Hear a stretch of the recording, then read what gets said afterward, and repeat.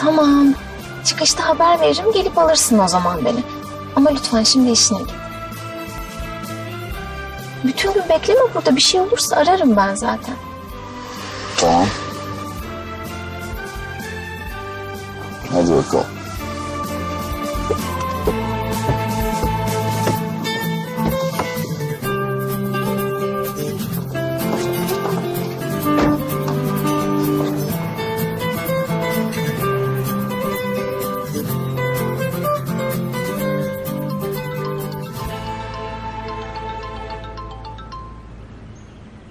Efendim Yonca?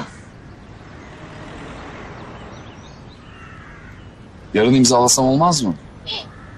Lütfen benim yüzümden işimden geri kalma. Tamam Yonca, ben hemen geliyorum.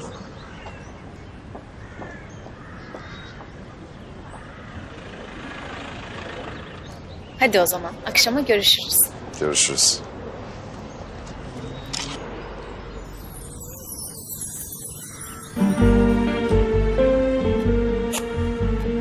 Şans öpücüğü.